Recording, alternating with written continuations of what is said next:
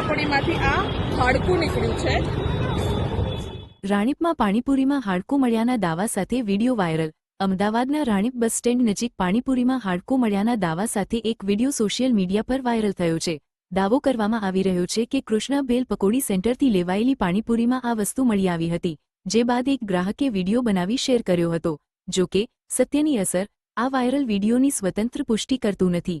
હવે તંત્રની તપાસ બાદ હકીકત શું સામે આવે છે અને કોઈ કાર્યવાહી થાય છે કે નહીં તે જોવું રહ્યું। રાણીપ BRTS બસ સ્ટોપ અને આર્વેડ ટ્રાન્સક્યુ પ્લાઝાની સામે અહીંયા આ કૃષ્ણા ભેળ પકોડી સેન્ટર છે।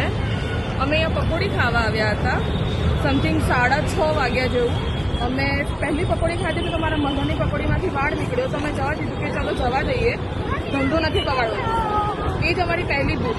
પછી છેલ્લી પકોડીમાંથી, મારી પકોડીમાંથી આ હાડકું નીકળ્યું છે।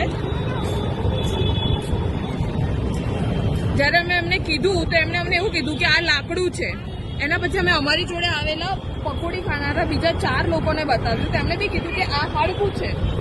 એના પછી જ્યારે અમે એમને કીધું તો એમણે એવું કીધું કે ના લાકડું છે, અમે તમને કાપીને બતાવીએ। આ હાડકું જ્યારે એમણે કાપ્યું તો કપાયું નહીં, એમને ખબર પડી કે આ હાડકું જ છે। તો પછી અમને એવું કહે છે કે અમને માફ કરી દો, અમારાથી ભૂલ થઈ ગઈ, હાડકું ઉડીને આવ્યું હશે પકોડીમાં।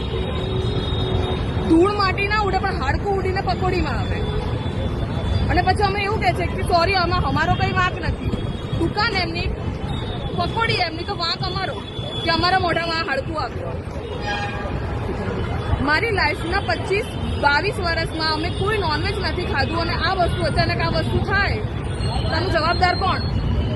અમે જેટલી બી ફૂડ સેફટી માટેની વેબસાઇટથી બધા પર ફોન કર્યા, કમ્પ્લેન કરી, કશું